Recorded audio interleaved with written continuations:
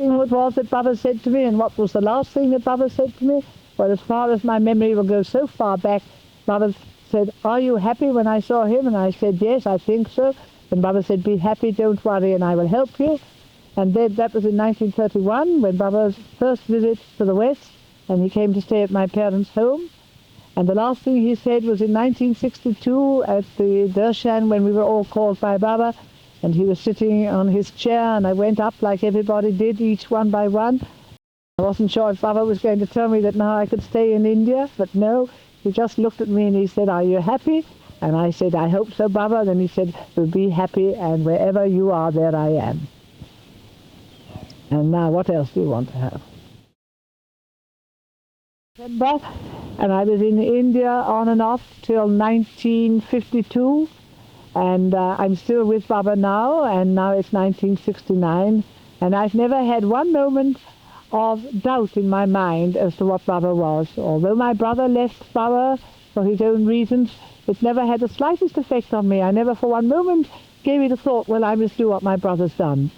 Baba held me in some way, and as I came to Baba simply because I felt the strength of his divine love, and it was that which I held on to all the time. And as for whether he was this or that, Baba never asked us to believe that he was either avatar, messiah, teacher, or anything. He was always friend, mother, father, brother and sister, everything. And ever since I met him, I can't think of any action consciously that I did which Baba wasn't included. And as for having to plan anything in my life, I can't ever remember having planned anything since that 1931, because Baba from then on always told me what he wanted me to do and where he wanted me to be. And so that has been my life ever since I met Baba, and still is. And as for Baba having given up his physical body a year ago, as Elizabeth and I both feel Baba had already helped us for that separation by calling us from India some years earlier, and we carry on just as we did when Baba was with us, because we had always had to think of Baba in India and not with us, and now his presence is stronger than it ever was, and so life remains as it always was.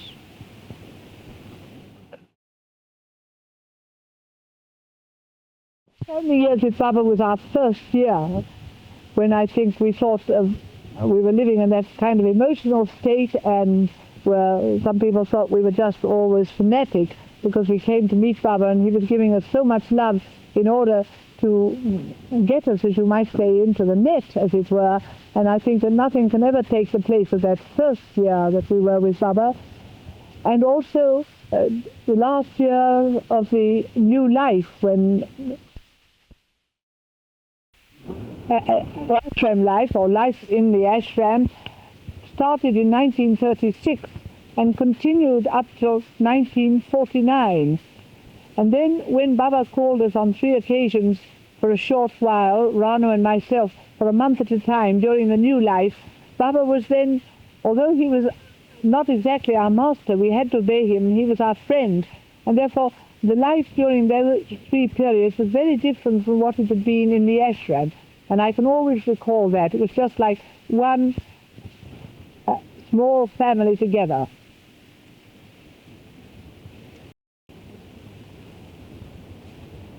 And was there much harmony in the ashram then? Perfect. It was just perfect. There were only about 8 or 10, and Baba was in that new life phase and was suffering very much. And all of us who were there, we all were doing our best to make things as easy as we could, and we were just like one happy family. Baba wasn't, as far as we knew, there wasn't any discipline attached to it, although Baba was always aware of everything that you were doing, just as much as I believe today. Although Baba's not with us physically, we still are undergoing tests. We are still having to be always remembering what Baba wants us to do. Our training has not finished by any manner of means, although we may not be quite so conscious of it as when Baba is in our physical presence. When Baba came in, I understand that there were times when if there was any disharmony, Baba would do something to fix it. Yes, I mean, Baba always was quite aware of the undercurrents that went on, whether you showed it outwardly or not. And if Baba had that particular time and wished it, he would bring it up, and it would be solved there and then. Or if he felt that you could solve those things by yourself, then he preferred not to interfere. and therefore it would carry on for some little time. In the early days, Baba definitely went about bringing up our moods very quickly. Later on, he left it more for ourselves to overcome, because he hadn't got the time. He said his universal work had begun and he couldn't go. Then I think the thing that I recall now, since my visit a week or a month ago to India, is that beautiful picture on the tree. I heard from India only today, and they said they always think of me sitting on a stool in front of that tree. And it's true. I think it's the most remarkable thing, that miracle of Baba's. It's the most perfect portrait of Baba carved out of that tree. And to me, it's such a strong, well, what you might say, you know that Baba has done it, and you know therefore that Baba wants us to feel that his presence is still with us, although his physical body is no longer with us. It was in the month of June or July that the women there at Meherazad saw Baba's face coming up in the tree. It was first Mehra who saw it, and nobody knew anything about it until one day, after a few months, I happened to go to Meherazad and I was informed about it. I was so taken up by it. They showed me and I had a look in Baba's face, and such a marked resemblance. I was very much impressed by it, and I thought it is time that people should know about it. And when I went back home, I felt that maybe there are so many persons in the world who do not accept Baba, but here even there is a tree in the garden at Meherazad who accepts the presence of Baba, and expresses it through forming a picture, Baba, which looks, which has such a marked resemblance to his face, to his forehead, and the cloth that he used to tie around his forehead.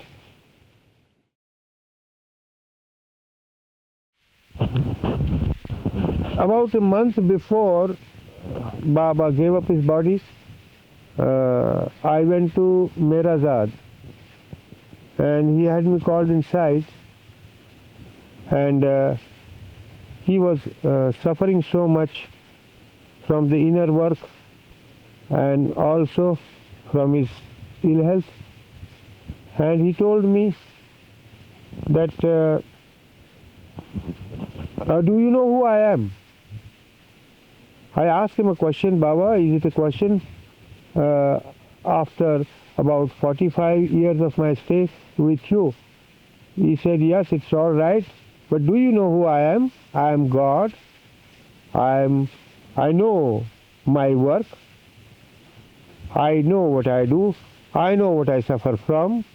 It is my inner work, and maybe my condition will become worse. But I may go, but I'm going to come back. I'm not going to go anywhere at all. And you please go and phone up Dr.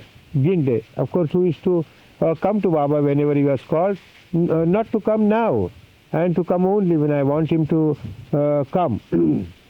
I hardly realized that Baba had in mind to get this Dr. Ginde exactly at the time when he was about to drop his body.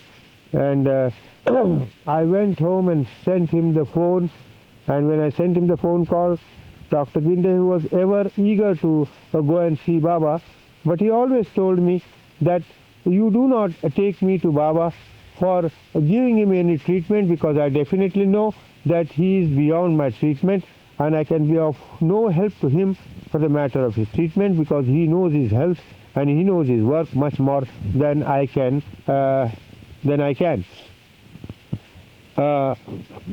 But if you want to call me, please call me to go to Baba and take his darshana.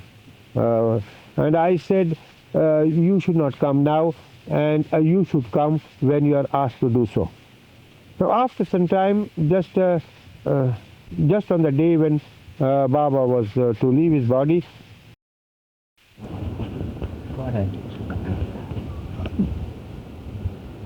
I got the message from him that I should immediately call Dr. Ginde. from Bombay. I sent a phone and he immediately left Bombay in his car to go over to Ahmednagar. And when he arrived, before noon, he sort of was very, very tired, and he at once went to the bathroom, and maybe at that time he himself got a very mild heart attack. He felt restless for a time. He asked me for a cup of milk, and I asked him to take a little rest, but he became so restless to go immediately to Baba. Then he got into his car and drove along, and I followed him. We both reached Mehrazad. The moment we reached, Gaver came out and shouted at me, "Come immediately," and we both entered. And Dr. Briesman from Booth Hospital was also summoned. He also had come in his car, and we all three together entered Baba's room. Everybody was so anxious about Baba, and Dr. Ginde and also Dr. Briesman, when they examined Baba, they found that he had already passed on.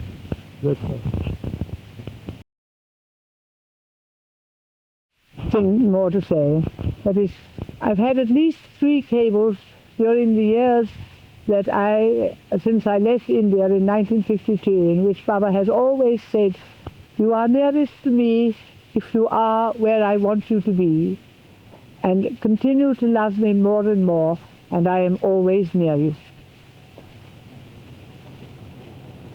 No other message did Baba ever really give me, and it was the only one that I really needed since he sent me back from India, when I had thought perhaps I was going to always be in India. But when he said, "You are, I send you where I want you to be for my work," then one can be happy under all circumstances.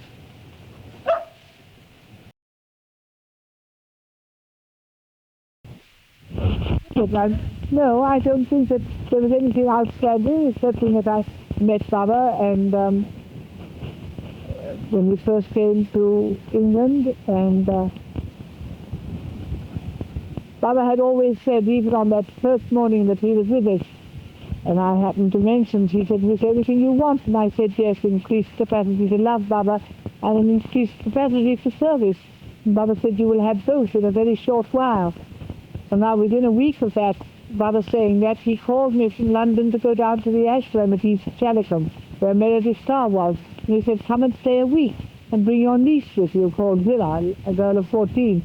And I went down and saw Baba, and that was on the Sunday. And then on the Thursday he called me and he said, "I want you to go back to London."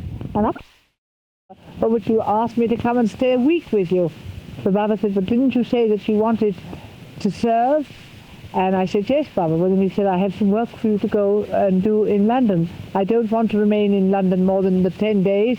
My work here is finished for the time being, and I want to go on to New York. And I want you to arrange for my passages to go on to New York." So I left and said that was okay, Baba. And ever since then it's been the same. Baba has always found something, because he knew that I was that type, that I wanted to be very active in his service. And there he's shown his love for me all these years, because he's always kept me, even up to the present time, active in his love, working for him. And that's been perhaps Baba's very great gift to me, and his love, of course. For my love for you or your love for me, and I hesitated, and I said, "I suppose, Baba, your love for me," and Baba smiled. That was very early on, of course, you see. But you know, I think it's very important that we think so much about our love for Baba, and I sometimes think we need to think a little bit about Baba's love for us, which is the greater, and which we take so much for granted. Baba has often said, "Those of you who live with me, you treat me so familiarly that you sometimes forget I'm both God and man."